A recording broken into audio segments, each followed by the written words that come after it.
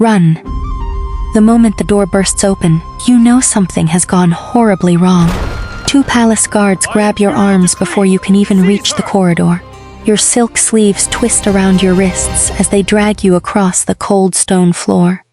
Behind them, an eunuch is holding an imperial order. You don't need to read it. You've been inside the Forbidden City long enough to know what this means. Yesterday, servants bowed when you entered the room. You were one of the emperor's favored women.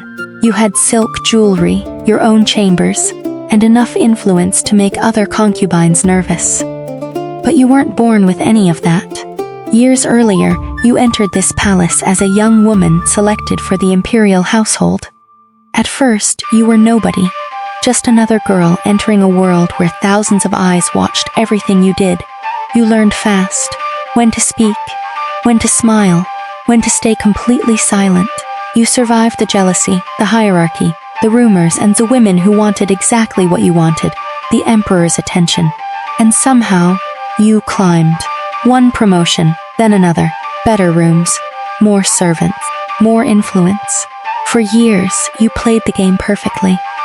Then you committed one mistake, or maybe someone simply convinced the emperor that you did.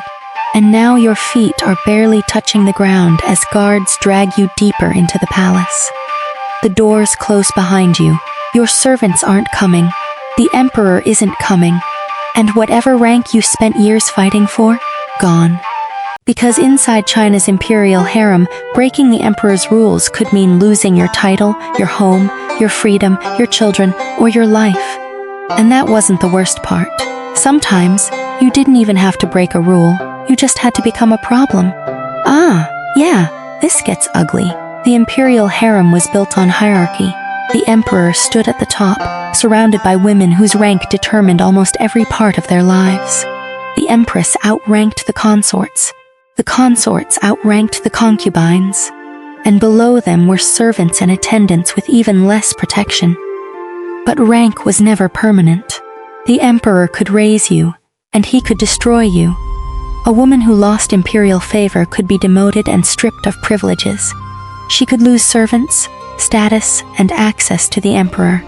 Lower-ranking people in the palace could also face physical punishment or confinement for breaking discipline, and if the accusation became political, Jesus, now the stakes changed completely. Adultery, treason, conspiracy, poisoning, forbidden communication, or involvement in a struggle over succession could become deadly. Imperial families were not ordinary families. A private argument could become a political crisis if the wrong people were involved. And palace politics produced plenty of enemies. Imagine spending 10 years climbing the ranks. Then one rival whispers something. Maybe she says you secretly contacted someone outside the palace. Maybe she claims you poisoned another woman. Maybe a servant repeats something you said. The accusation reaches the wrong ears. Suddenly, guards are outside your door. And here's the fucked up part. Innocence didn't always guarantee safety. Power mattered. If the emperor protected you, you might survive. If he didn't, you could find out very quickly how lonely the Forbidden City really was. One of the most haunting examples is Consort Zhen, often called the Pearl Concubine. She lived during the reign of the Guangxu Emperor, near the end of the Qing dynasty. Unlike the terrified woman at the beginning of this story, Zhen was not some anonymous servant dragged away for a minor offense. She was an imperial consort. She had the emperor's favor, and that favor made her dangerous. The Guangxu Emperor became associated with an ambitious reform movement in 1898. Powerful officials and the Empress Dowager Cixi opposed the reforms, and the emperor lost the struggle. He was placed under effective confinement. Now think about Zhen's position. Her greatest advantage had been her closeness to the emperor. After his defeat, that connection became a threat. The court had changed. The people around her had changed, and the protection she thought she had was gone. Then came 1900. Beijing was thrown into chaos during the Boxer Crisis. Foreign armies were approaching. The Qing court prepared to leave the city. Consort Zhen did not leave safely with them. She was killed. The famous account says, She was thrown into a well on the orders of Empress Dowager Cixi, although the precise details have been debated. But her death itself is not some palace legend. She was gone. Imagine the final moments. Chaos outside the palace.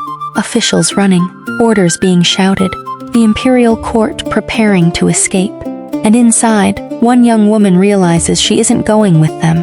God, that's how quickly the entire game could end. Years of surviving palace politics. Years of climbing through one of the most controlled and dangerous environments in China. And then the people above you decide you're no longer worth protecting. For Jen, imperial favor did not save her. It may have helped make her a target. And that's the cruel contradiction at the heart of the imperial harem. The thing you needed to survive could also destroy you. You wanted the emperor to notice you. But if he noticed you too much, other people noticed too. You wanted a higher rank. But higher rank meant greater political importance. You wanted children, but an imperial child could become part of a future struggle for succession. There was no safe position, just different kinds of danger. And women below the imperial consorts had even less control. Servants could be punished for mistakes, accused of helping rivals, or caught carrying messages and information between different parts of the palace. A servant didn't need a powerful enemy. Sometimes one powerful person was enough. A woman above you makes an accusation. An official believes her. You don't have the status to fight back? Heh, apparently that was justice. This is why the harem's rules could feel less like protection and more like weapons.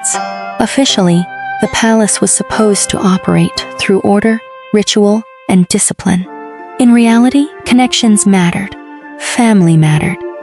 Imperial favor mattered most of all. The same behavior could have completely different consequences depending on who committed it. A favored woman might be forgiven. A politically isolated woman could be ruined. And once a woman was isolated, things could become terrifyingly simple. Her visitors stop coming, her servants disappear, her name stops being mentioned. The doors remain closed. The palace continues exactly as before. Because that's another ugly thing about a place like the Forbidden City. People could vanish without the entire world watching. Not every punishment ended with a dramatic public execution. Sometimes the punishment was being confined, demoted, abandoned, or quietly removed from the center of power. Your life could shrink from an entire palace to one locked room, and you might spend the rest of your days wondering which mistake destroyed you. Was it something you said? Someone you trusted? A letter? A political enemy? Or did you simply survive long enough for somebody else to decide you were in the way? That may be the darkest answer to this entire story. Women who broke the emperor's rules could be demoted, confined, physically punished, expelled from favor, or, when accusations became tied to serious crimes and political struggles, executed or killed. But the official rules were only half the danger. The other half was power, because in the imperial harem, the person deciding whether you were guilty might also be the person who wanted you gone. And once the guards arrived, your years of obedience could mean absolutely nothing. You hear the boots stop outside your door, then silence, then keys, the lock turns, and suddenly you understand the truth. Inside the emperor's palace, the walls were never there just to keep enemies out. Sometimes, they were there to make sure you couldn't escape.